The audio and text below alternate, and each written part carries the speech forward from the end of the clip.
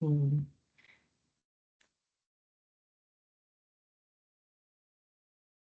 No se había activado la camarita.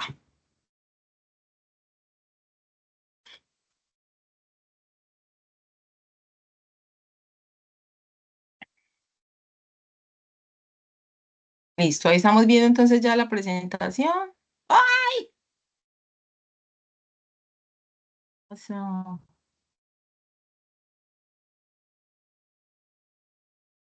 ¿Qué pasa? ¿Qué pasa?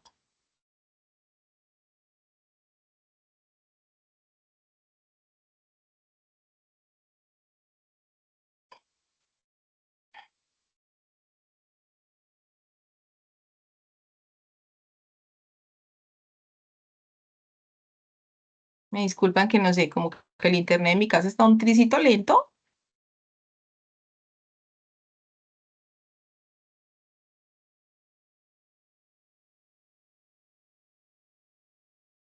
Me dicen si ahí estamos viendo la presentación.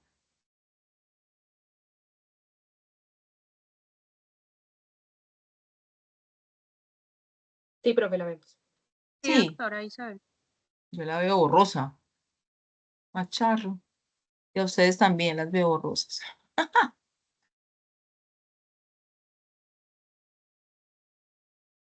Hay algo aquí que no. Hay algo aquí que no. Vamos a volverle a dar.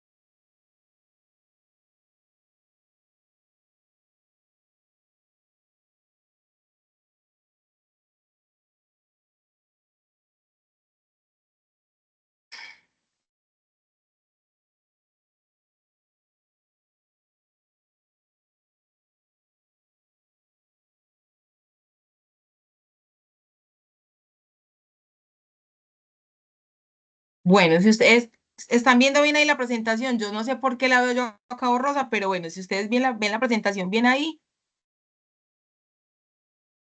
me confirmas, Stephanie, porfis. Sí, doc, nosotros la vemos bien. Listo, bueno, entonces arrancamos. Sí, profe.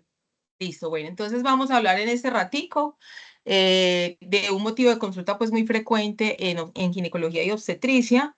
Podríamos decir tal vez que es la primera causa de consulta en las gestantes, ¿cierto? Dentro de las complicaciones pues digamos posibles del desarrollo pues de la gestación. Eh, digamos que de manera arbitraria se ha clasificado pues como la hemorragia del embarazo, porque de alguna manera su momento de ocurrencia aparece precisamente como en 2 trimestres del embarazo. Entonces, se ha hablado de hemorragia del primer trimestre del embarazo y hemorragias del tercer trimestre de la gestación. Algunos hablan de hemorragia de la primera mitad del embarazo y otros de hemorragias pues de la segunda mitad del embarazo, que es donde aparecen pues como ciertos cambios y circunstancias según la etiología de la hemorragia que hacen pues como que sean predominantes o no en determinadas edades estacionales. Entonces vamos a arrancar por hemorragia del primer trimestre. Entonces es una presentación común, es decir, es un motivo de consulta bastante frecuente. 20 a 30% de las pacientes en el primer trimestre pueden consultar por sangrados o manchados al comienzo de la gestación. No hay realmente una evidencia predominante con relación a cuál es el mejor enfoque y manejo, pues, como de este tipo de situaciones, y por lo tanto el enfoque debe ser individualizado, ¿cierto? Y de acuerdo al examen físico y a los hallazgos de las ayudas diagnósticas disponibles que tengamos, pues, como para el manejo. Es muy importante, ya que dentro de las primeras causas o dentro de las principales causas de hemorragia del primer trimestre, en especial hay una de ellas que puede llegar a generar la muerte de la mujer en embarazo, de la mujer gestante, o dejar, en algunos casos, secuelas importantes para la salud de la mujer. Tenemos, pues es importante, no siempre el sangrado obstétrico es de origen, pues no siempre el sangrado en la gestante, perdón, es de origen obstétrico, entonces es muy importante que entre los diagnósticos diferenciales definamos si realmente el sangrado es por una causa de la gestación o por otras causas que puedan estar generando pues el proceso. Y el manejo pues obviamente lo vamos a hacer acorde a la causa del sangrado. Digamos que hay 5 tipos o 5 principales causas de sangrado obstétrico en el primer trimestre. De esas 5, vamos a hablar posteriormente como de las 3 más relevantes. Es muy común un sangrado que llamamos un sangrado de implantación, que de hecho las mujeres confunden muchas veces con una menstruación normal. Es bastante frecuente, sobre todo en mujeres que no son regulares con la menstruación o que no llevan un control de la menstruación o en las que no están planificando, la aparición de un sangrado que a veces no es igual que la menstruación, sea confundido pues con un embarazo o con una pérdida pues de la gestación. Este sangrado de implantación suele ocurrir en las primeras semanas, ¿cierto? En las primeras 6, 8, 10 semanas de retraso menstrual. Es un sangrado escaso, ligero, de muy corta duración, pero como les digo, muchas mujeres confunden este sangrado de implantación con una menstruación normal. Entonces, las pacientes cuando tú les preguntas cuándo fue la fecha de la última menstruación, confunden este tipo de sangrado posiblemente con una menstruación porque suele ser tan breve pues como ella y generalmente no se asocia pues como a ningún síntoma de dolor ni molestias pélvicas. Este sangrado pues de implantación digamos, es un sangrado de bajo riesgo, no amenaza, digamos, la pérdida de la gestación y tampoco implica que al tener sangrado de implantación haya más riesgo de que la gestación sea fallida o que se pierda el embarazo. Otra causa muy importante, tal vez la segunda causa, la primera causa de todas, la más frecuente de sangrados de hemorragia en el primer trimestre es el aborto, en modalidad del aborto pues espontáneo y con todas sus variedades, dependiendo pues como del momento de ocurrencia y del desarrollo pues como del sangrado. Tenemos el embarazo ectópico, que es también la segunda causa, es la segunda causa más común de hemorragia del primer trimestre y que en este caso en particular es muy importante su diagnóstico oportuno porque puede llevar al traste con la vida de la mujer. Entonces es la segunda causa de consulta de sangrado, tal vez de las menos frecuentes, pero la que puede generar mayor mortalidad en la paciente.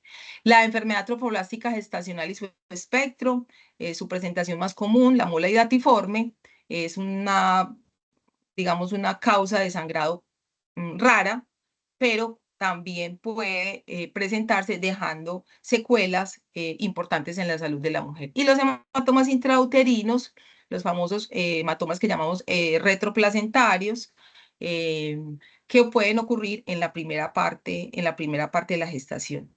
La mayoría de las veces los hematomas intrauterinos o placentarios en el primer trimestre del embarazo suelen resolverse solos, sobre todo si son considerados pues hematomas pequeños y en general no amenazan o no ponen en riesgo la gestación. En algunas circunstancias pues pueden ser digamos el aviso de la pérdida de la gestación, pero en general su pronóstico es favorable y no tienen pues como mayor implicancia ni morbilidad. Vamos entonces a desglosar un poquito como la parte como del enfoque. eh, ¿Qué hay que hacer cuando una paciente nos llega al servicio? Generalmente consulta por el servicio de urgencias, aunque pueden también llegar a los servicios de consulta externa. Una mujer que dice que está en embarazo y que sabemos que está pues en las primeras 12 a 14 semanas del embarazo.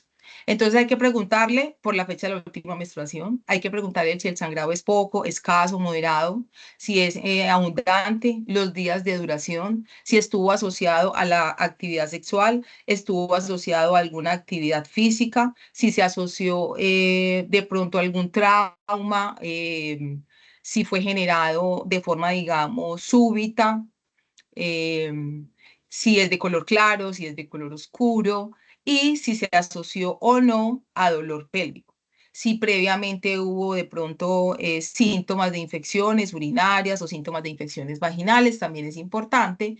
Y también considerar y preguntar siempre pues también a las pacientes si sabiendo que están embarazadas, de pronto han tomado algún tipo de medicación que podamos o que nos pueda dar la sospecha de que haya sido generadora pues como del sangrado. O inclusive pues pensar en el aborto inducido por las propias pacientes cuando toman de manera, digamos, voluntaria misoprostol o incluso pues si han sido, pues, han consultado o habían solicitado una interrupción voluntaria del embarazo y hay persistencia de pronto de los síntomas de las molestias. Siempre entonces, como les dije al principio, descartar si el sangrado es de causa obstétrica o no. A veces un ectropion, en unas mujeres jóvenes es muy común el ectropion, que es una protuberancia, digámoslo así, de las glándulas del cuello, del canal endocervical. Es frecuente que muchas mujeres jóvenes consulten por sangrados luego del coito y casi siempre esos sangrados se asocian al ectropion. Entonces hay que pues aclarar que ese sangrado no sea secundario a eso. También a veces pueden haber pólipos exocervicales en el cervix que se asocien al sangrado o inclusive cáncer de cuello uterino, que pues afortunadamente hoy va disminuyendo la posibilidad de que nos encontremos ante un sangrado uterino, una gestante con cáncer de cuello uterino, pero pues todavía lamentablemente tenemos presencia de cáncer en nuestra población. Es fundamental el examen físico, bueno, la anamnesis obviamente completo y el examen físico de los signos vitales. Hay que establecer si la paciente está estable o inestable, porque eso también va, digamos, a determinar el manejo de la paciente. Y es muy importante incluir siempre, chicos y chicas, la vaginoscopia. Si una mujer embarazada llega a consultar porque está sangrando, hay que mirar si realmente ese sangrado viene, ¿cierto? Viene del útero. Hacer una vaginoscopia cuidadosa, suave, con adecuada lubricación, no va, digamos, a interferir sobre el curso o la evolución del embarazo, ni tampoco pues va a generar la pérdida del embarazo. Eso sí, es muy importante explicarle a la paciente que el procedimiento que le vamos a hacer, que incluye la vaginoscopia o que incluye el tacto vaginal, el tacto digital, hay que pedir obviamente pues autorización a la paciente y explicarle que ni el tacto vaginal ni la vaginoscopia son generadores de la pérdida de la gestación, así como la ecografía, porque suele ser un temor a veces grande, pues en algunas embarazadas, que manipularles esa zona, manipular el cuello, pues pueda estimular el aumento del sangrado o la pérdida de la gestación. Vamos entonces a hablar de los, digamos, pues como de algunas definiciones grandes, ¿cierto? Vamos a hablar pues como de las definiciones grandes de los tipos de sangrados del primer trimestre. Entonces nos encontramos con los embarazos, digamos, anormales, el embarazo anembrionado, que es determinado por la presencia de un saco gestacional de más o menos unos 25 milímetros, donde no hay presencia ni de vesícula vitelina ni de embrión visible. El embarazo ectópico, que significa que es un embarazo que se encuentra por fuera de la cavidad uterina, su mayor presentación pues obviamente es en las trompas uterinas, pero pueden haber otros sitios de embarazo ectópico y que a veces son presentaciones raras, pero pueden aparecer. La pérdida gestacional temprana, que significa que es, digamos, esa muerte, ya digamos, fetal de un embrión o un feto antes de las 13 semanas de gestación, que puede ocurrir, pues, obviamente, una muerte embrionaria o fetal de forma, digamos, espontánea. La muerte embrionaria, que se considera el hallazgo de un embrión que mide más de 7 milímetros sin actividad cardíaca. El aborto completo, que es la expulsión total del producto del embarazo. Según la OMS, la definición de aborto es una pérdida de un producto de gestación hasta antes de las 22 semanas o que pese o un peso fetal menor a 500 gramos. El aborto incompleto se considera la expulsión parcial de los productos de la concepción, con síntomas obviamente secundarios a ese aborto incompleto. Me quedó repetido, bueno, aborto espontáneo, que digamos que aborto espontáneo tiene como la clasificación de aborto completo, aborto incompleto, y el espectro es amenaza pues de aborto. Ese es como en la parte pues como de presentaciones clínicas, y la amenaza de aborto se considera pues como aquel sangrado vaginal antes de las 22 semanas, con presencia de vitalidad cardíaca fetal y sin cambios en el cuello uterino.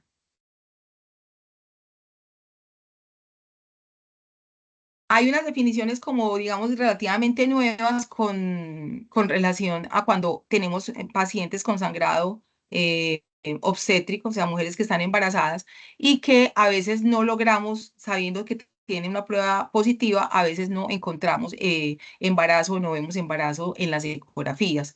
Entonces, o viendo, digámoslo así, un embarazo intrauterino, todavía no tenemos ni una vesícula vitelina o un embrión que nos puedan determinar si esa gestación va a ser una gestación que se va a desarrollar con normalidad, es decir, que va a ser una gestación viable. Entonces hablamos como de embarazo intrauterino de viabilidad incierta, en cuyas circunstancias, pues el seguimiento continuo de la paciente y la realización de la hormona del embarazo nos va a definir si ese embarazo, pues realmente va a ser un embarazo viable o no, porque hablamos de viabilidad con la presencia de un embrión con actividad cardíaca.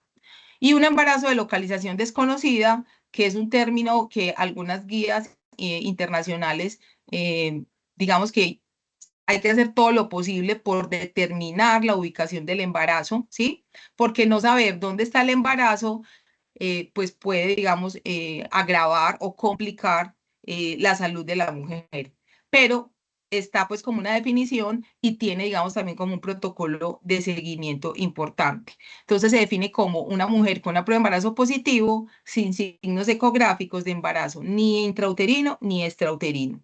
Muchas veces esto puede pasar porque son embarazos que tienen menos de 4 o 5 semanas de gestación, donde hasta ese momento la ecografía no puede detectarlos, no los ve, ni el ectópico ni el intrauterino. Entonces, a veces puede ocurrir, por ejemplo, un sangrado de implantación, ¿sí? Una señora que dice que tiene 3, 4 semanas de retraso, 5 semanas de retraso, se hace la prueba de embarazo, está positiva, sangra, la miramos en el ecógrafo y no vemos embarazo, no vemos signos de embarazo. Entonces, a veces eso puede ser una causa. O, dependiendo obviamente a veces de la habilidad de quien hace la ecografía, ¿sí? Puede hacer que se nos pase o de forma inadvertida no logremos ver un embarazo que está por fuera del útero. Bueno, entonces, a veces vamos a empezar entonces a hablar de aborto, que como les dije, digamos, es como la causa pues como más común de consulta. Tenemos entonces muchas etiologías posibles del aborto, pero en general hay que quedarnos con la idea que de la pérdida gestacional del primer trimestre, podríamos decir que de 100 casos de aborto, el 75, 70, 75% de los casos van a ser pérdidas de origen genético, es decir, por alteraciones cromosomas, llámese trisomías, monosomías, delecciones, aneuploidías, como la trisomía 13, la trisomía 18, la misma trisomía 21, etcétera, que digamos pues que la naturaleza de alguna manera no es capaz de hacer un adecuado procesamiento pues como de esa nueva formación genética y pues simplemente la elimina. Esto es muy importante explicárselo a las mujeres porque muchas mujeres se sienten culpables por tener una pérdida, digamos, espontánea y hay que explicarles que simplemente es un tema, digamos, de la naturaleza. Si no hay una adecuada replicación celular y una adecuada replicación del material genético, pues usualmente, en la mayoría de los casos, la naturaleza elimina el embarazo. Entonces, no siempre es porque la mujer o la pareja tengan una condición genética grave, sino que muchas veces son simplemente errores de la transcripción del DNA. Y es muy importante, pues, como tenerlas en cuenta, pues, tener, digamos, esa información para dársela a las pacientes. Otras causas frecuentes son las anomalías uterinas, tener miomas, tener una malformación mulleriana, como por ejemplo el útero bicorne, el útero septado, ambas causas bastante frecuentes pues, de pérdidas gestacionales. Problemas metabólicos o endocrinológicos, la principal tal vez la diabetes mellitus, sobre todo la diabetes mellitus 1, mal controlada, es una causa frecuente de pérdida gestacional y la diabetes mellitus 2 pues en las mujeres de edades avanzadas. Las enfermedades autoinmunes como el lupus, sobre todo por el componente, digamos, trombótico, está muy asociado que aquellas mujeres que tienen lupus con problemas renales o con historia de eventos trombóticos secundarios al lupus tienen más riesgo de tener pérdidas gestacionales. Las condiciones de infecciones, el síndrome TORCH, que es todo este complejo infeccioso por el toxoplasma, por el herpes, el citomegalovirus, la rubiola, y la rubeola, que pueden generar pérdidas estacionales muy tempranas. La sífilis también está asociada a pérdidas estacionales y los estados de VIH, de SIDA avanzados también son una causa de pérdida gestacional. Algunos medicamentos también tóxicos, el alcohol, el cigarrillo, en general, digamos, las drogas psicoactivas, pero sobre todo el cigarrillo, la cocaína, están también asociados a las pérdidas gestacionales. Entonces vamos a hacer como una cosita rápida como para diferenciar las diferentes presentaciones clínicas del aborto. Entonces habíamos hablado del aspecto de aborto espontáneo, que entonces se puede manifestar como una amenaza de aborto. Entonces es esa pérdida o sangrado que ocurre antes de las 20 semanas del embarazo, que se manifiesta con sangrados de distinta cantidad. Puede ser sangrado escaso o a veces puede ser franco sangrado, inclusive con coágulos, pero que cuando evaluamos a la mujer, el cuello está cerrado. Entonces, hablamos de amenaza de aborto. En general, para la amenaza de aborto no existen medicamentos para tratarlo. Aparte de tranquilizar a la mujer, cuando le hemos podido realizar una ecografía donde determinamos que el feto está vivo, que está bien, ¿cierto? De pronto podemos encontrar un hematoma retrocorial asociado, ¿cierto? Pequeño. Y pues obviamente la indicación en estos casos es el reposo relativo, no el reposo absoluto, porque no hay evidencia de que el reposo absoluto evite la pérdida o la continuidad pues de que el aborto finalmente se concluya, pero sí es muy importante recomendarles evitar las relaciones sexuales por algún tiempo hasta que se pueda hacer un nuevo control para evaluar pues como la evolución del embarazo. Analgésicos, incapacidad, es importante pues obviamente también dependiendo pues como de la actividad que la mujer pues desarrolle y explicarle muy bien la importancia pues como el seguimiento. Un aborto en curso, un aborto inevitable, es aquel sangrado donde además de estar presente una cantidad variable de sangrado, hay ya dolor pélvico asociado y el cuello ha tenido ya cambios, es decir, el cuello está abierto, puede ser al tacto ya palpable, a la vaginoscopia visible, que ustedes vean el cuello uterino abierto, ¿cierto? Con inclusive ya salidas de los productos fetales.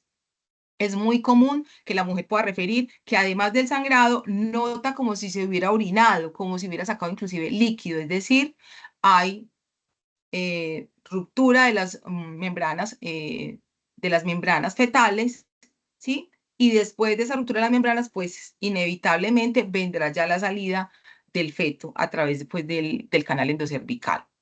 Ese aborto en esa, digamos, en esa condición es imparable, no hay nada que podamos ofrecer para que el aborto pare o no siga. Si llega hasta esa instancia, esa gestación lamentablemente pues se va a perder. El aborto consumado se refiere pues como a la mujer que tenemos la clínica de que abortó o sangró abundantemente, tuvo un dolor severo o un dolor como los cólicos menstruales, ¿cierto? Un poco más intensos, un sangrado más intenso o más duradero que una menstruación, ¿cierto?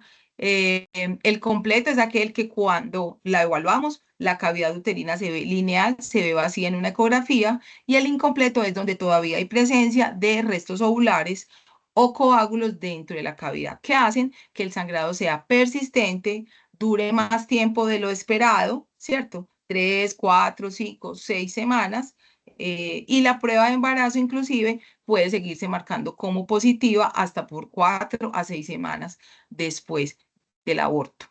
El aborto frustro o diferido o la gestación fallida se refiere a esas pérdidas por muerte embrionaria, por una muerte fetal temprana, ¿sí? Donde pues el embarazo cesó, es decir, el embrión dejó de crecer, pero la mujer no ha tenido ningún síntoma. Suele ocurrir que de pronto puede notar, no sé, un sangrado poquito, un manchado rosado, un manchado escaso, va a consulta y cuando le hacemos una evaluación ecográfica, nos damos cuenta que el embrión está sin vida o que el feto está sin vida. O en una revisión común y corriente de la primera ecografía del primer trimestre, nos damos cuenta pues que está el feto sin vida. Entonces, en este caso hablamos pues como de un término que se conoce pues como aborto frustro. Y la gestación fallida es esa pérdida también obviamente del embarazo que puede ocurrir en cualquier, digamos, momento antes de las 20 semanas o aquel embarazo que vimos como un saquito, prueba positiva, sangrado, saco gestacional y después de seguimientos o de varios seguimientos, finalmente nunca vimos embrión, nunca vimos vesícula vitelina, ¿sí? Y determinamos eso o como un embarazo anembrionado, ¿sí? Y finalmente, pues esa gestación habrá que inducir a través de medicamentos la terminación, pues como esa gestación. Bueno, entonces aquí simplemente pues como para hablarles de lo que ya hablamos un poquito como de las manifestaciones clínicas que en general pues se comparten sangrado, dolor, dependiendo pues como del curso y la evolución de la manifestación clínica. Y muy importante el tema de la hormona de la gonadotropina coriónica. En esta instancia yo quiero comentarles que es muy frecuente que las mujeres lleguen a los servicios con el reporte a veces de una gonadotropina coriónica cuantitativa y asociamos la hormona gonadotropina a la edad, a la edad gestacional. La gonadotropina cuantitativa no sirve para determinar el tiempo del embarazo, aunque hay unos márgenes y a veces la hormona te dice, de tanto, si tiene 1000, tiene tantas semanas, 2000, tantas semanas, 10, 20.000, 50.000, tantas semanas. Chicas, chicos, la gonadotropina coriónica no determina la edad gestacional. La gonadotropina coriónica nos da, digamos, una aproximación o unos márgenes que nos permiten a nosotros saber en qué aproximación o tiempo del embarazo pudiera estar la paciente y nos va a servir para hacer correlaciones clínicas, por ejemplo, cuando la mujer tiene una prueba positiva y no vemos el embarazo a la ecografía o cuando estamos sospechando, por ejemplo, un embarazo ectópico. Pero los niveles de gonadotropina coriónica no determinan el tiempo del embarazo. Entonces, ¿qué vamos a hacer con las pacientes con abortos espontáneos? Digamos que cuando las mujeres ya están en un aborto en curso, ¿cierto? Un aborto ya imparable, el 90% pues de esas mujeres van a expulsar solitas todo el contenido del embarazo en esas primeras 4 semanas. Suele ser mayor la primera semana, luego en 2 semanas y prácticamente después de la segunda semana la cavidad está totalmente vacía. Digamos que ahí el manejo pues es de apoyo, de analgésicos, de antiinflamatorios, de dar asesoría en anticoncepción, ¿sí?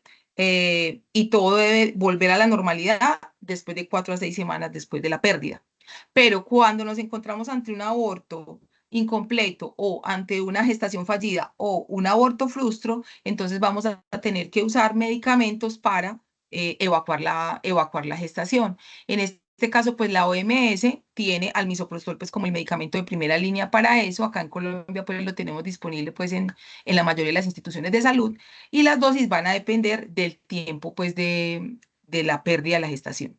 También tenemos la posibilidad de el manejo quirúrgico. Hoy la recomendación de la Organización Mundial de la Salud es que inclusive en el manejo del aborto espontáneo hagamos el barrido, la limpieza de la cavidad a través de unas cánulas especiales, una jeringa especial, donde hacemos un procedimiento que se llama aspiración manual endouterina, porque se ha demostrado que el uso de curetas, ¿sí?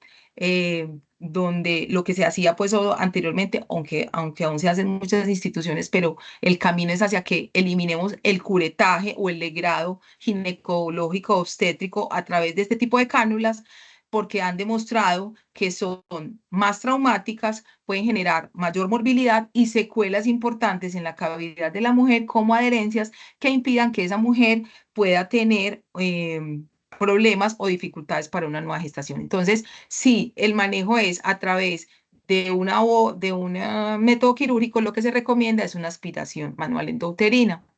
Aquí les dejo este cuadrito, lo consiguen muy fácil, pues obviamente en cualquier página o en la página de la Federación Internacional de Ginecología y Obstetricia, está actualizada en el 2023, de las dosis que se usan de misoprostol dependiendo de la alteración, digamos, de la gestación donde tenemos que hacer evacuación.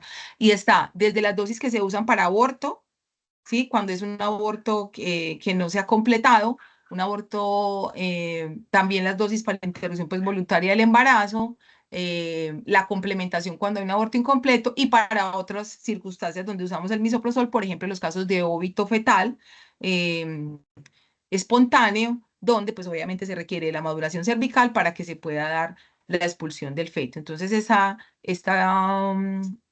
este cuadrito, el afigo, es chévere, está disponible y pues es portable, es cargable, porque pues a veces obviamente no nos aprendemos las dosis, pues como obviamente de los medicamentos. Vamos a hablar entonces del embarazo ectópico. Como les dije al principio, es raro, sucede más o menos en el 1 al 2% de los embarazos, pero corresponde a una quinta parte de las hemorragias en el primer trimestre y representa pues una causa importante de mortalidad materna. La localización del embarazo ectópico, en esta figurita pues lo podemos ver bien y vemos que en la trompa uterina es la principal ubicación, 90% de los ectópicos están en la trompa, pero la trompa uterina digamos que tiene unas subdivisiones especiales, que son la región intersticial o el cuerno uterino, la región ísmica o tubal, la ampolla y la infundibular. De estas cuatro zonas, el embarazo ectópico suele ubicarse con más frecuencia en la ampolla de la trompa. Es donde más se ubican los embarazos ectópicos. También podemos encontrar embarazos ectópicos en cicatrices de cesárea, en el ovario, en el cuello uterino, en el peritoneo, en el hígado. Se han reportado casos, pero digamos que eso pues son cosas pues como excepcionales. La mitad de las pacientes con embarazo ectópico no han tenido un factor de riesgo, es decir, tenemos mujeres sin cirugías en las trompas, sin cirugías en la pelvis, sin estar operadas para pues, haberse hecho una tubectomía y puede aparecer un embarazo ectópico. Entonces, el principal factor de riesgo para un embarazo ectópico es haber tenido ya uno y luego le siguen pues haber tenido algunos de los tipos de cirugías ginecológicas, principalmente la tubectomía. Otros factores de riesgo importantes son mujeres que lleven más de 2 años de infertilidad. Hay que sospechar que tengan un factor tubárico, o sea, alguna alteración, líquido en las trompas, un hidrosalpinx, una enfermedad pélvica crónica, algo que haya impedido que se embaracen y que, bueno, si el embarazo ocurre, pues ocurre en las trompas y aparece esto. Ser fumador y ser mujeres mayores de 35 años. El dispositivo intrauterino es un método que evita con alta eficacia el embarazo. Por tanto, el hecho de tener un DIU ya me evita el embarazo y me evita el embarazo ectópico. ¿Ok? El DIU no es, digamos, un factor de riesgo para el embarazo ectópico, pero hemos visto que cuando el dispositivo está in útero, está in situ, hasta el 53% de los casos de mujeres que tienen embarazos ectópicos teniendo DIU, ¿cierto? Pueden tener un embarazo generalmente ectópico. Es decir, teniendo un DIU, no vas a tener un embarazo intrauterino, sino que posiblemente si aparece pues o falla el método, el embarazo sea intrauterino. Perdón, sea tubárico.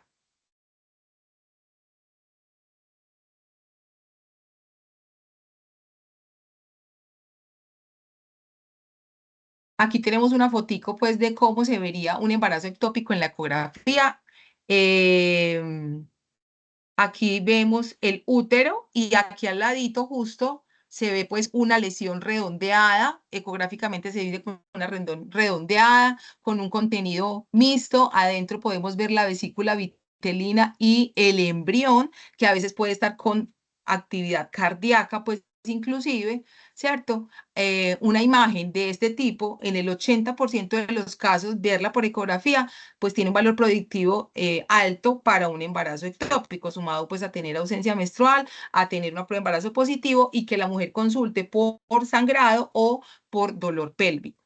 Esta masa a veces puede confundirse pues con un quiste, con un hidrosalpinx, pero aquí es muy importante entonces tener en cuenta la prueba pues de embarazo. De lo que les hablaba ahora de la beta-HCG, aquí es importante mirar como la correlación en edades, perdón, en niveles. En términos generales, una prueba de embarazo, una gonadotropina coriónica, nos dice que la mujer está embarazada, no nos dice si está intra o extrauterino. ¿Qué observamos con la gonadotropina coriónica? Que hay como unos umbrales hormonales.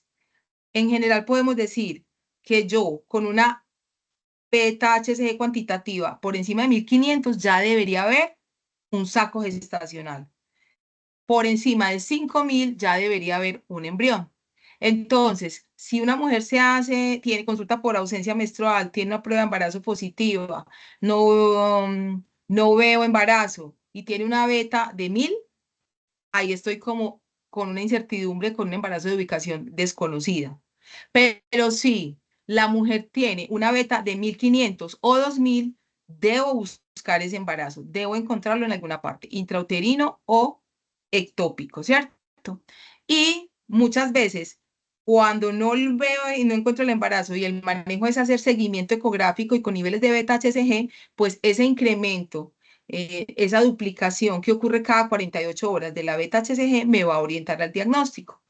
Si yo tengo unos niveles de beta muy bajitos, 100, 200, 500, y hago un control en 48, 72 horas de los niveles de beta, y esa beta no asciende o no tiene esa multiplicación exponencial que yo espero, eso me hace sospechar aún más que posiblemente esa paciente tenga un embarazo ectópico. Entonces, esta es como la importancia de la correlación clínica de la beta-HCG en el embarazo ectópico. ¿Cómo se trata el embarazo ectópico? Depende de la condición clínica de la paciente.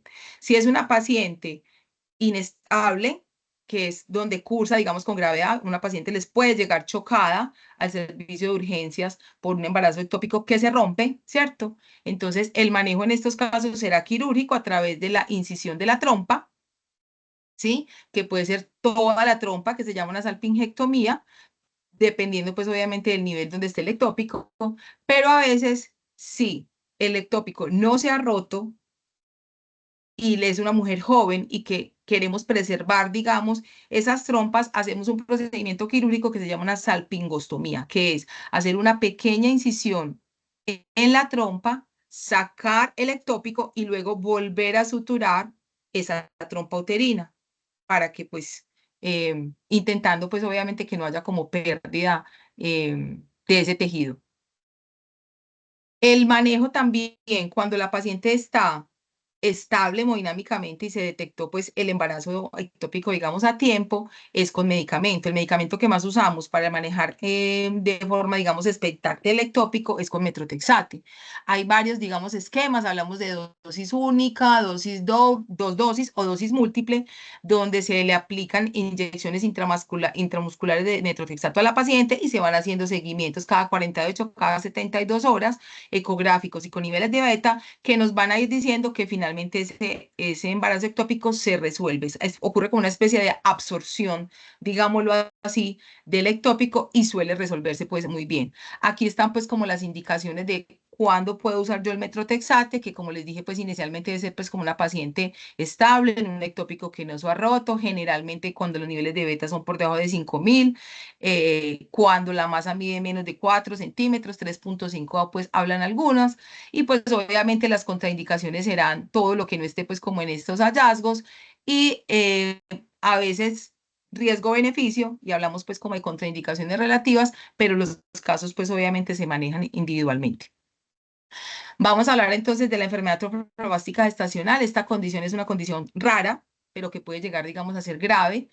Es una condición, digamos, hay una alteración genética, por decirlo de alguna manera, donde no ocurre una fecundación de un ovocito normal. Generalmente,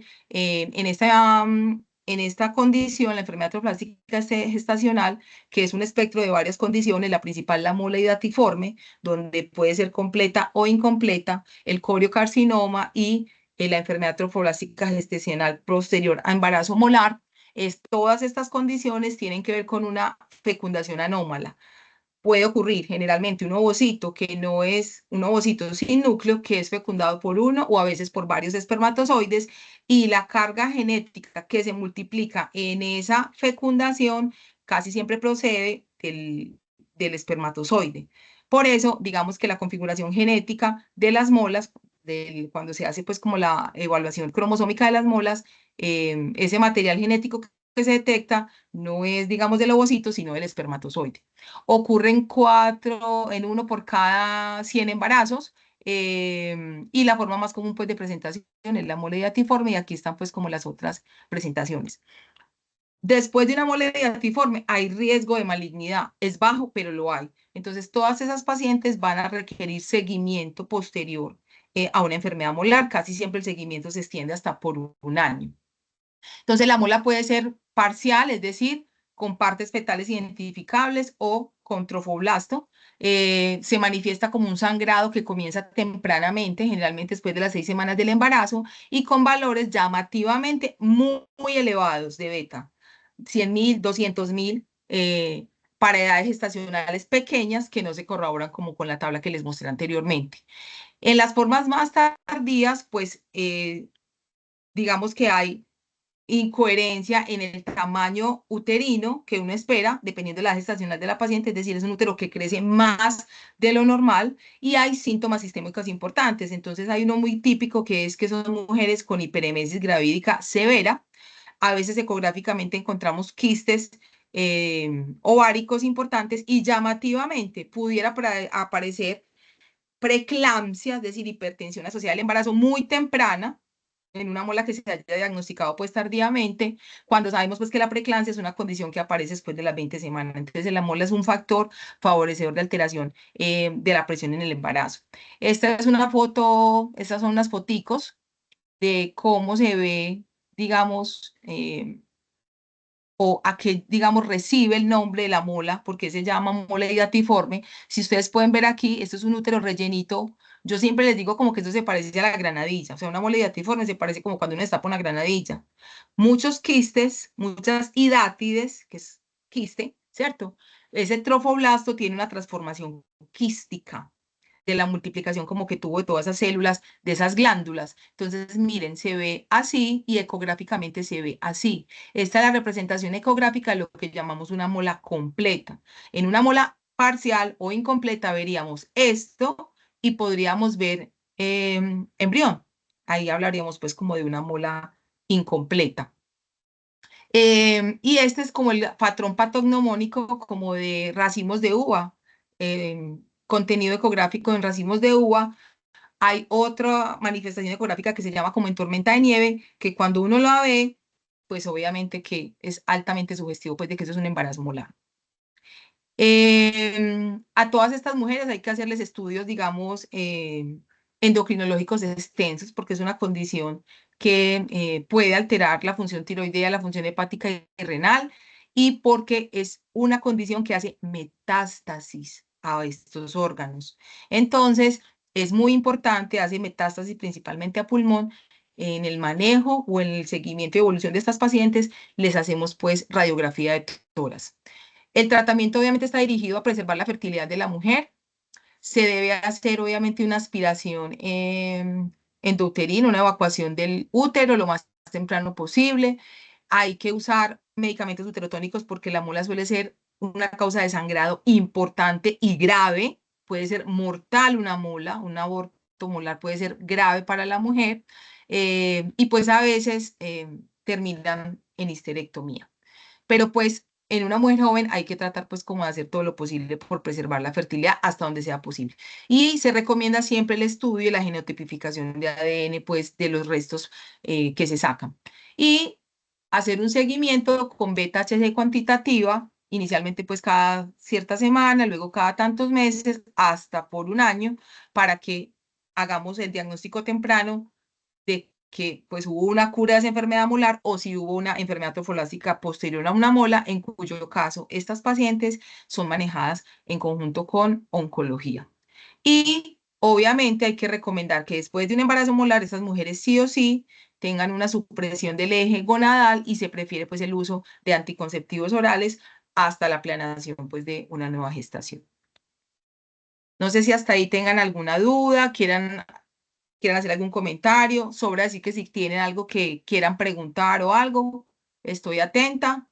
Y si no, voy a hacer pues como el cierre de esta primera partecita. Entonces, para concluir de las hemorragias del primer trimestre, entonces son un motivo frecuente y amplio, pues un motivo frecuente de consulta. Vemos pues como todos los aspectos posibles de etiologías y más o menos el enfoque diagnóstico y terapéutico que debemos realizar. Es importante el seguimiento clínico y el apoyo de todas las herramientas diagnósticas como la ecografía y la beta para poder, digamos, llegar a una etiología precisa y definir un manejo adecuado. fundamental que no se nos vayan de los servicios de urgencias mujeres con embarazos ectópicos.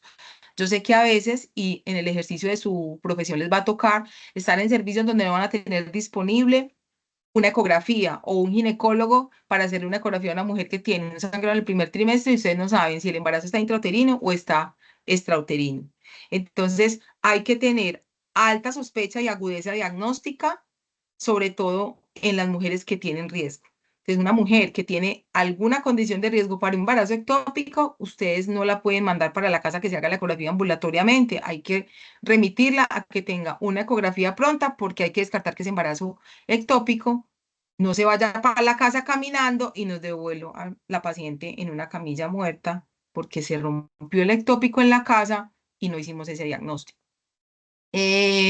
Y siempre, pues obviamente tener en cuenta las otras causas que pueden ser no obstétricas del sangrado, pues en este momento de la gestación. Vamos entonces a hablar de hemorragias del tercer trimestre. Son, digamos, causas raras, es decir, son poco frecuentes afortunadamente, pero cuando se presentan tienen un componente complejo en el sentido de que pueden afectar la morbilidad materna y también comprometer muchas veces la vida del feto. Representan más o menos el 3 al 5%, están presentes en el 3 a 5% de las complicaciones de la gestación y son causa frecuente de pues, embarazos prematuros, de hospitalizaciones y a veces de manejos quirúrgicos. Generalmente empiezan a ocurrir después de la segunda mitad del embarazo, pero su manifestación, digamos, más florida generalmente ocurre a partir del tercer trimestre. El manejo óptimo se basa, pues, obviamente en un diagnóstico temprano y, pues, oportuno. Vamos a hablar de las dos condiciones más importantes de hemorragia del tercer trimestre. Hay 4 condiciones que se pueden asociar a hemorragia del tercer trimestre: la placenta previa, el abrupcio de placenta, la vasa previa y la ruptura uterina. Pero vamos a enfocarnos en las dos, digamos, más comunes y más importantes. Entonces vamos a hablar de las definiciones. La placenta previa, entonces, ocurre cuando esta se implanta de forma tal que puede estar cubriendo el orificio cervical interno. Esa es la placenta previa. Generalmente hay cobertura total o parcial del orificio cervical interno. Está presente en 4 de cada 1000 embarazos y generalmente empieza a manifestarse o se diagnostica a partir de las 20 semanas. La etiología de la placenta previa es desconocida. No sabemos, digámoslo así, por qué ocurre, por qué se da. Lo que sí sabemos es que hay, digamos, unos factores o asociaciones de ciertos eventos o condiciones médicas que la favorecen. Casi siempre que son causantes de un daño endotelial, de un daño, digamos, en esa circulación materno-placentaria y que son las que generan, digamos, como la inadecuada migración de la placenta en el proceso, pues, de desarrollo de la gestación. El abrupcio placentario o el desprendimiento prematuro de placenta se define como la separación prematura, casi siempre pues en una placenta normoinserta, eh, después de las 20 semanas de embarazo y que ocurre generalmente antes del parto. Es menos frecuente que la placenta previa, ocurre en el 1 a 2% de los embarazos y hay varios grados. Grado 1, grado 2, grado 3, va a depender, o lo llamamos a veces abrupcio parcial, abrupcio completo, va a depender del grado de desprendimiento de la placenta, de los bordes de desprendimiento entre la decidua y las paredes uterinas, que va a generar obviamente complicaciones mayores o menores dependiendo de ese grado de abrupcio.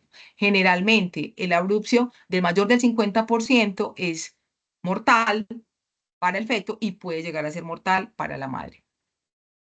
Los tipos de placenta previa, entonces, digamos aquí pues hay como un dibujito ecográfico. Voy a tratar aquí pues como de mostrarles. Esta parte que ven acá es la vejiga, con los ojos de la fe, para las que de pronto todavía no ven muy bien ecografía. Este es el cuello uterino. Miren aquí el canal endocervical, qué bonito.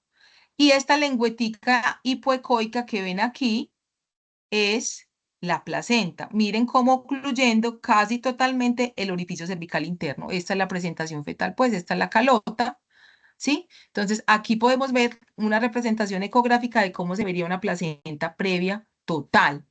La clasificación, entonces, digamos que ha habido como una actualización en la parte de clasificación. Hay también los ecografistas, los maternofetales también, digamos que tienen como su propia clasificación ecográfica, pero en términos generales podemos hablar de placenta previa, que es previa total o previa parcial.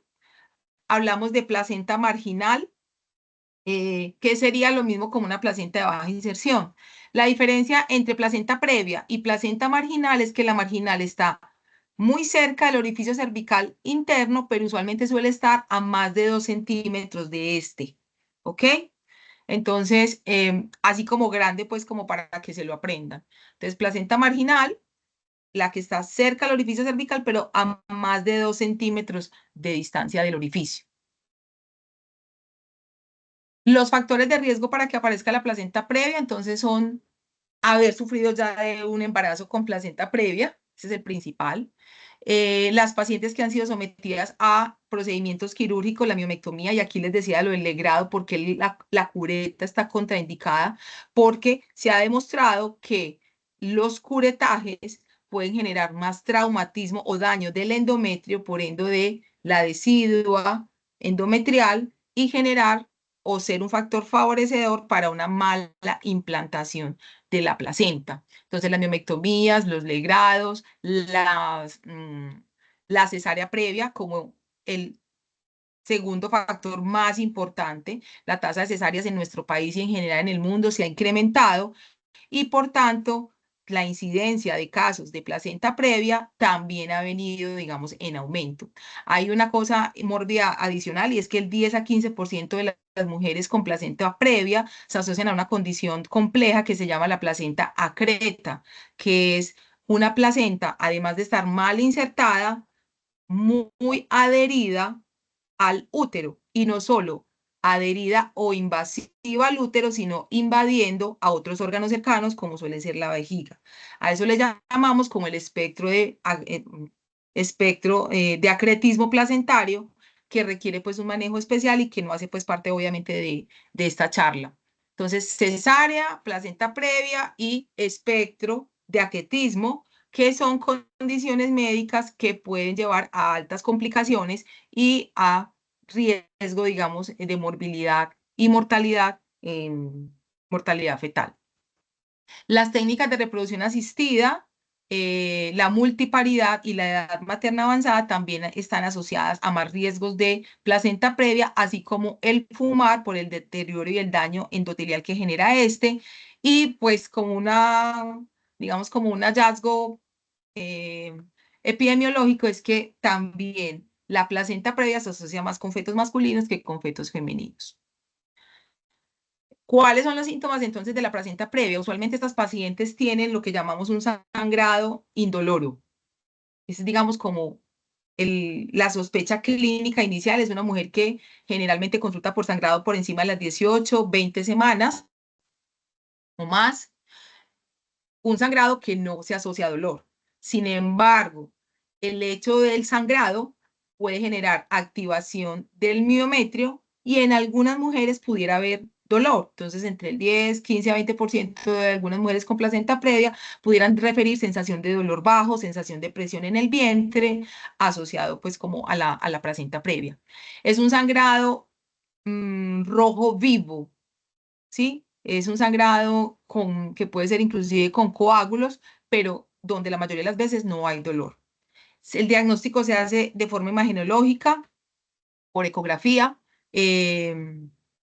La ecografía transabdominal es, digamos, el primer enfoque para hacer el diagnóstico de placenta previa, pero la realización de una ecografía transvaginal es quien más, digamos, aproxima o mejora la calidad del diagnóstico de la placenta previa, porque permite observar el canal endocervical muy bien, mucho mejor que a través de la vía transabdominal, sobre todo en los embarazos pues que son más tempranos. Cuando la placenta previa aparece entre las 18 o 24 semanas, ¿sí? Generalmente esta placenta previa suele resolverse, es decir, no vamos a hablar de placenta previa a las 18 o a las 20 semanas. ¿Por qué? Porque puede ocurrir que esa placenta con el crecimiento del útero se desplace y finalmente sea una placenta de baja inserción o marginal o una placentación normal.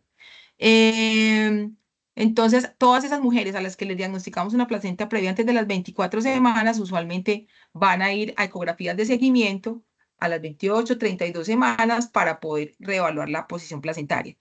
Usualmente, si después de la semana 28 esa placenta está persistentemente previa parcial, ya no se va a mover de ahí y obviamente pues se va a clasificar como una mujer con placenta previa. Entonces, si la mujer consulta por sangrado, hacemos la ecografía, diagnosticamos una placenta previa a las 18 a 24 semanas, como les dije, la mayoría posiblemente se resuelvan, pero va a depender mucho de la ubicación, ¿cierto? Si esa placenta está marginal a las 18 o 24 semanas, es muy posible que eso ascienda y ahí no vaya finalmente a ocurrir la presentación de una placenta previa, pero si esa placenta está a menos de 2 centímetros del orificio cervical y el cubrimiento de la placenta sobre el orificio cervical, por ejemplo, es de más de 55 milímetros, esa mujer va a ser una placenta previa el resto de su gestación, es decir, no se va a mover de ahí. Si la placenta cubre hasta 25 milímetros del orificio cervical, puede persistir entre el 40 y 50% de placenta previa. Aquí pues es esta otra fotico como para mostrarles pues aquí la placenta previa total, la placenta previa parcial, ¿sí? Y la placenta pues marginal, donde se demuestra pues como la ubicación de la placenta con relación al orificio cervical interno. ¿Cómo se maneja una placenta previa? Depende. Si la mujer consulta por sangrado abundante, hay compromiso hemodinámico, inestabilidad hemodinámica, llega en trabajo de parto activo, hay un estado fetal no tranquilizador, o la mujer viene recurriendo y consultando por sangrado persistente a urgencias, esa mujer debe hospitalizarse. Es muy probable que termine en una cesárea emergente. No le vamos a parar el parto, o sea, si ya arrancó, si ya está dilatando, no nos va a dar tiempo a hacer una tocolisis y posiblemente esa señora pues termine en una cesárea emergente y pues si llegó en un parto pretérmino, pues lo ideal es que esa paciente sea atendida en un tercer nivel. Si llega a un primer nivel, pues habrá que remitirla urgente a tercer nivel. Esto ya es pues más técnico para los ginecostetras, pero la incisión que se debe hacer en la placenta previa debe ser una incisión que se llama una histerotomía, que es el corte del útero a nivel vertical, tratando de evitar lo más posible la incisión sobre la placenta previa, pues porque hacer el corte, digamos, usual, que es la incisión tipo fan steel, que es en el segmento uterino, donde va a estar muy cerca la paciente, la placenta, perdón, va a generar posiblemente más sangrado y más riesgo de pérdida y de exsanguinotransfusión, digamos, del feto, y pues puede generar resultados más adversos. Después de un parto en una placenta previa, hay que hacer un pinzamiento rápido del cordón, pues para evitar la anemia del feto. Si esa mujer llega con una placenta previa, sin sangrado, con un sangrado leve o va en proceso de mejoría porque la hemos venido siguiendo, es posible que podamos hacer un manejo más ambulatorio, es posible que podamos alcanzar a hacer una maduración fetal, dándole esteroides, haciendo una tocolisis mientras maduramos a ese feto. Si la mujer es RH negativo, hay que aplicarle inmunoglobulina anti-D, darle suplemento con hierro, someterla pues como a todos los cuidados y vigilancias de pruebas materno-fetales y ir evaluando el bienestar fetal y materno durante todo el seguimiento, estarle haciendo controles ecográficos para ya determinar el momento o el mejor momento para el parto. Usualmente, si es una placenta previa, digamos sintomática, pero sin síntomas graves y sin alteración del binomio madre-hijo, podemos dar inclusive un parto vaginal vigilado. Estas pacientes deben ser atendidas en tercer nivel, más o menos a las 37 más 6 semanas. Algunas guías inclusive dicen que si todo va bien, se podría dar manejo hasta las 39 semanas. Y en algunas condiciones, pues si la paciente tiene indicado ya una cesárea, pues hacemos un parto a las 39 semanas, donde ya estamos seguros de que el feto está maduro, en un tercer nivel, con toda la garantía de reserva, pues, de reserva de hemoderivados, de UCI neonatal, todo, y podemos, pues, hacer una cesárea electiva, una cesárea bien planeada, o un parto inducido bien planeado, garantizando, pues, como todas las condiciones de seguridad para ese binomio madre-hijo. ¿Qué hay para tratar la placenta? ¿Qué hay para evitar el parto pretérmino por la placenta previa? Hasta ahora, estas opciones de manejo que son el cerclaje, que es hacer un cerramiento del cuello uterino, ¿sí? Con una cinta especial, ponerles un pesario o darles progesterona, no ha demostrado que su uso disminuya el parto pretérmino en las mujeres con placenta previa. Hasta ahora, ninguna guía pues ninguna guía ni ninguna, digamos, asociación ginecológica recomienda pues como el uso de estas estrategias. Recientemente hay un estudio, metaanálisis, eh, hay un metaanálisis donde pudiera explorarse el tema del cerclaje, pero aún digamos que no hay la suficiente evidencia científica o recomendaciones como para recomendarlo. Vamos a hablar entonces de abrupción o desprendimiento prematuro de placenta. Este, pues, digamos, de los dos sangrados, de las dos causas de sangrado, es el más mortal, así como en primer trimestre el ectópico es como nuestro más horrible enemigo, digámoslo así. En la hemorragia del tercer trimestre, el abrupcio placentario es el que puede tener efectos más letales sobre el feto y sobre la mujer. La mayoría de las pacientes tienen la triada clásica clínica que es em, sangrado, un sangrado que se describe como un sangrado de color vino tinto. Me acuerdo que a veces le explicaban a uno de los profes, es un sangrado como vino tinto, como un sangrado oscuro, ¿cierto? No es rojo vivo como en la placenta previa. Las mujeres consultan por dolor, hay una hipertonía uterina marcada y en muchas ocasiones asociado a estados fetales no tranquilizador o lamentablemente ya a un óbito fetal cuando las pacientes llegan al servicio. Entonces es como la triada del abrupcio placentario. Se presenta pues en la mayoría de las pacientes. La cantidad de sangrado externo no refleja el grado de abrupcio. Es decir, a veces la señora puede tener un desprendimiento placentario alto, parcial, y toda la sangre se ha acumulado entre la decidua y la pared uterina, se hace como una especie de hematoma gigante que va disecando, disecando, disecando la placenta hasta que finalmente la desprende del todo, pero en ese proceso puede estar acumulado toda la bulimia de la paciente. Entonces la paciente llega chocada, aunque clínicamente yo no la vea con sangrado abundante. Em, digamos que las causas o los factores de riesgo de abrupcio placentario casi siempre son trauma, ¿sí?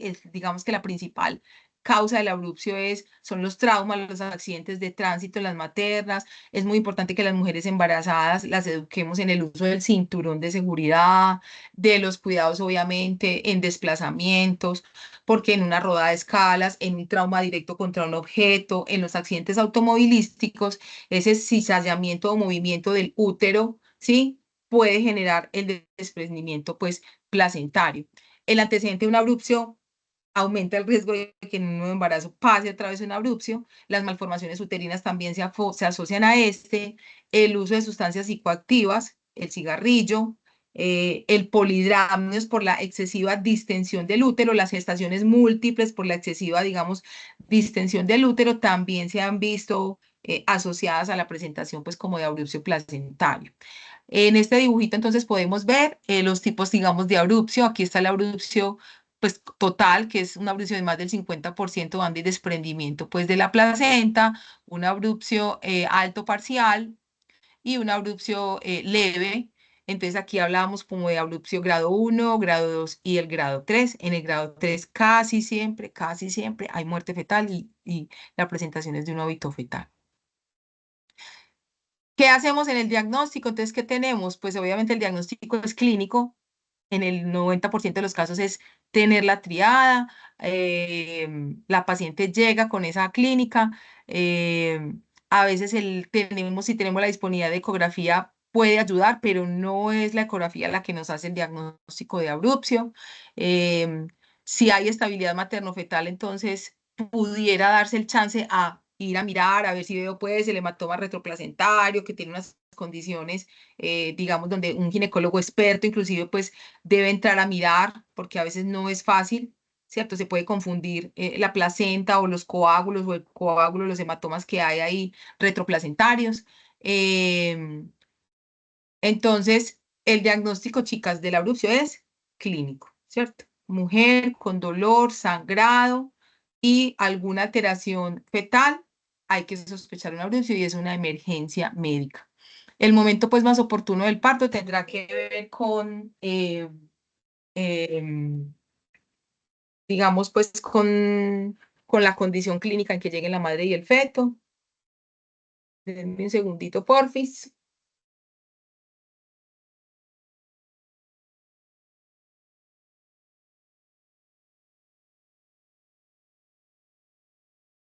Listo, volví. Listo. Entonces, el momento pues más oportuno para el manejo va a ser la condición en la que llegue pues la madre y el feto.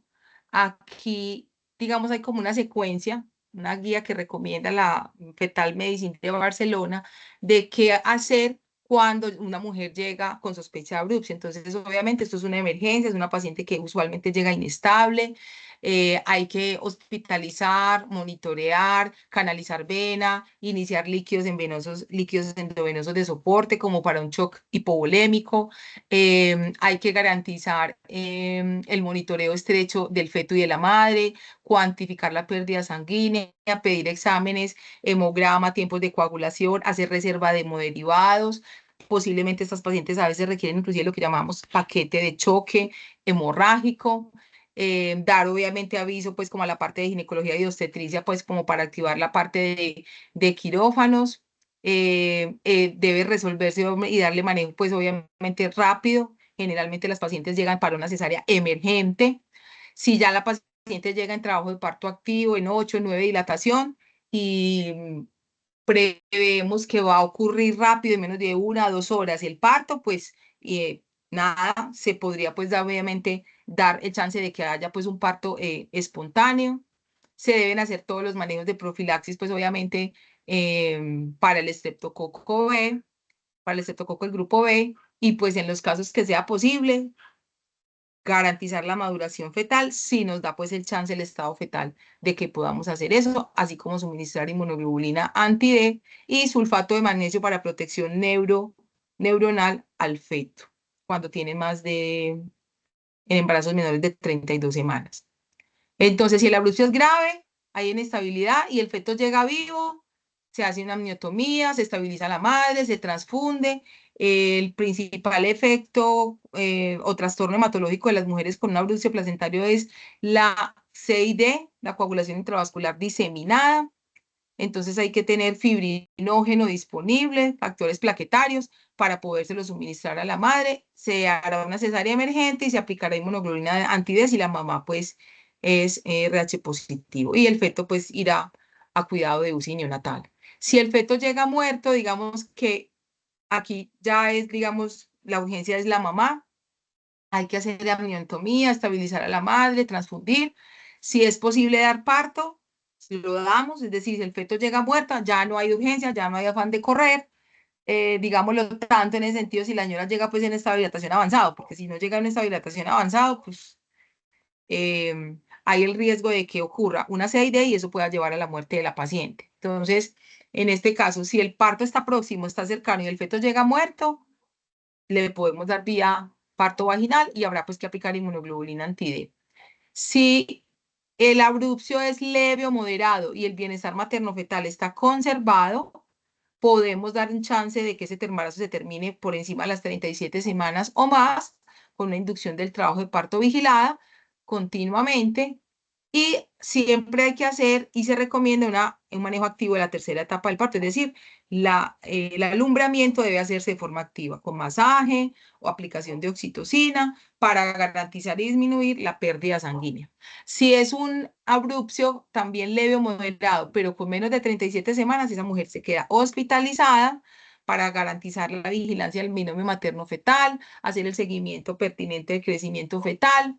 Si llega pues con un abrupcio leve o moderado muy temprano, o sea, prematuro, hay que intentar dar la maduración fetal y que llegue y que gane peso lo que más podamos, ¿cierto? Y haciendo ecografías, se le tendrá que hacer pues seguimientos ecográficos seriados, el uso pues de corticosteroides según aplique la edad del feto tocolíticos, profilaxis contra estafilococo del grupo B y sulfato de magnesio por debajo de las 32 semanas para neuroprotección fetal.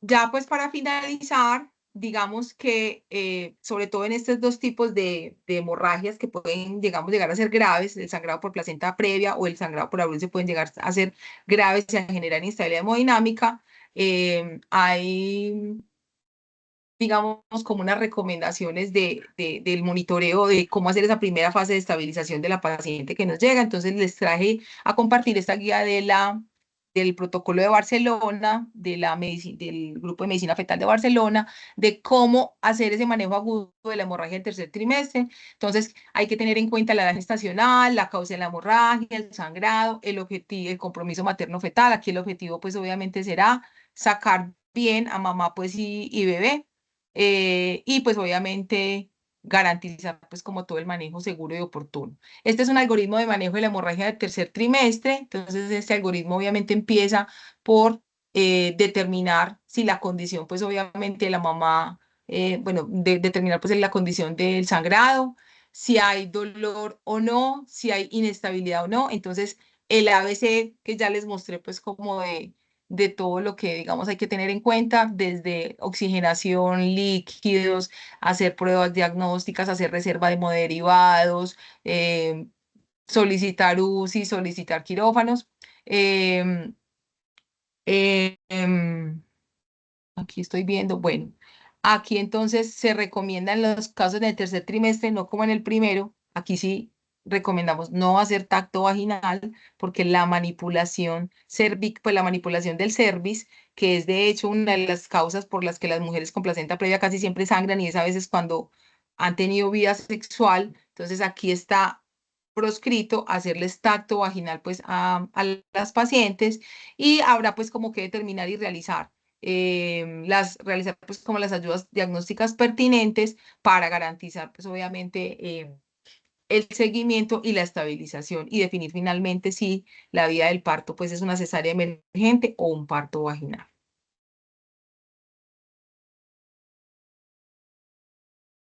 Como para concluir, entonces tenemos que, bueno, las hemorragias obstétricas requieren pues un pronto reconocimiento fundamental, identificar, conocer los diagnósticos diferenciales, ¿cierto? Ya sabemos que nuestro enemigo en el tercer trimestre es el abrupcio. Es muy importante entonces conocer el abordaje para lograr disminuir la mortalidad materna perinatal. Siempre, siempre, siempre, siempre la estabilización de la paciente y tratar de definir cuál es la causa del sangrado y pues obviamente tratar de que la paciente esté en el sitio donde mejor manejo y tratamiento le podamos dar a la causa pues específica del sangrado. Muchas gracias. Doc, muchas gracias por la charla. Vamos a esperar si tienen alguna pregunta.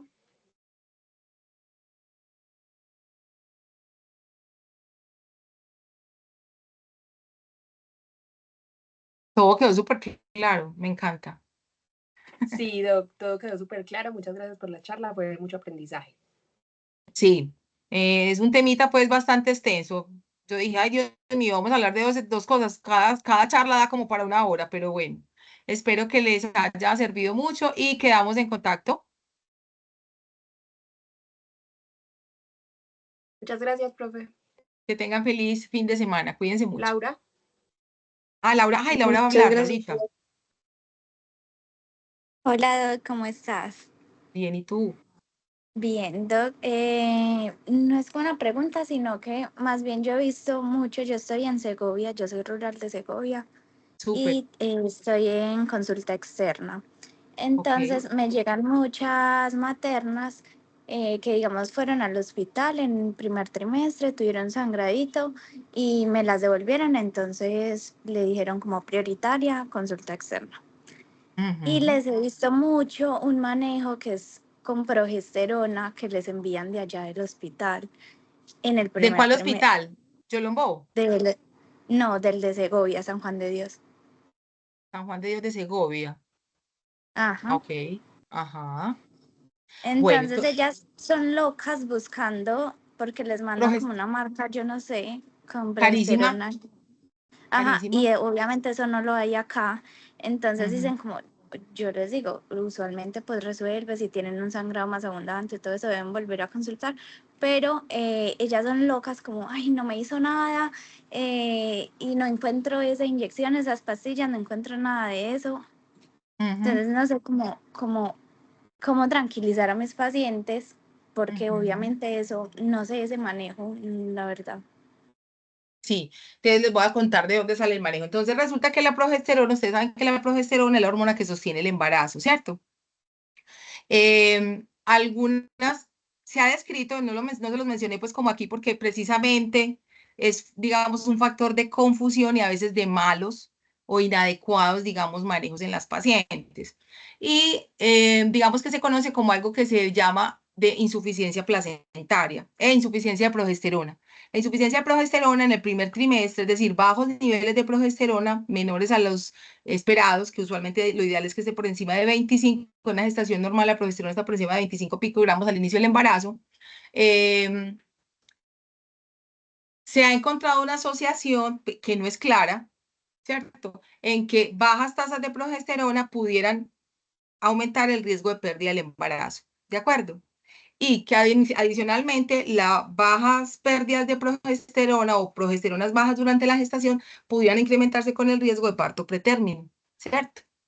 Entonces, cuando nosotros sabemos o tenemos conocimiento de que en algún momento a esa mujer sí se le pudo hacer el diagnóstico de insuficiencia placentaria, casi siempre eso se puede hacer desde mujeres que están sometidas a tratamientos de fertilidad, o mujeres que hayan tenido antecedentes de partos pretérmino, ¿sí? Está indicado el uso de progesterona, ¿sí? Cuando hay antecedente de pérdidas o partos prematuros, ¿ok? No abortos, sino partos prematuros, está indicado comenzar a usar progesterona para proteger ese embarazo de una nueva pérdida o de un nuevo parto prematuro, pero solo en esos casos. Pero para una paciente con un sangrado del primer trimestre, una amenaza de aborto, ¿sí? No está indicado el uso de progesterona. No hay evidencia hasta ahora que indique que usar o darles progesterona a una paciente que ha tenido amenaza de aborto garantice que ese embarazo curse de forma, digamos, normal o evite la pérdida inevitable a veces de la gestación. No sé si me hice comprender. No es una Sí, buena muchas práctica. gracias. No es una buena práctica darles progesterona. A la mujer, ¿qué hay que decirles? Hay que tranquilizarles, hay que decirle, mira, el sangrado en el embarazo puede ser común, la amenaza de aborto puede ser común, no toda amenaza de aborto termina en una pérdida. Si la pérdida ocurre, no es porque no le hayan dado progesterona. Si la pérdida ocurre es porque el embarazo no viene bien. Como les dije al principio, el 70% de las pérdidas son de causa genética. No es culpa de la paciente, no es culpa del doctor. O sea, la gestación que no viene bien, generalmente solita, se pierde. Entonces, eso es lo que hay que explicarle a las pacientes. Es decir, así yo te dé progesterona, si el embarazo no viene bien, se va a perder. Y tú vas a perder mucha plata porque la progesterona micronizada, que es lo que usamos de forma oral o vaginal, es costosa. Y como tú dices, pues no se consigue. Entonces, tranquilizarlas, la posibilidad de que puedan tener, aunque a veces es difícil, yo sé que es súper difícil a veces, pero la posibilidad de que puedan tener, digamos, el seguimiento ecográfico, un seguimiento ecográfico para ir determinando que el embarazo va cursando, digamos, de forma normal, ¿cierto?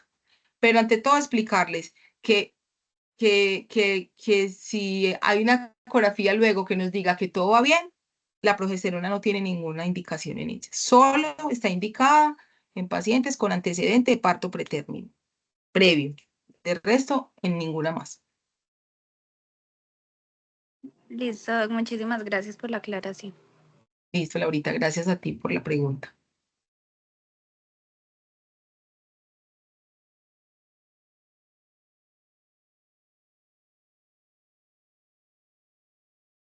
Stephanie, no sé si haya alguna otra intervención en el grupo.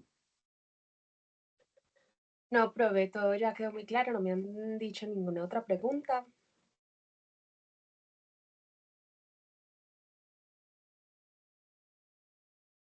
Bueno, yo creo Muchas gracias. entonces que, bueno, Entonces, muy rico, sigan cultivando este grupo, crezca, me parece genial.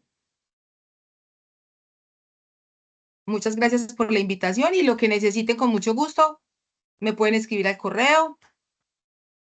Cualquier duda, inquietud que tengan, las que están por allá lejos, embaladas, a la orden, lo que necesiten.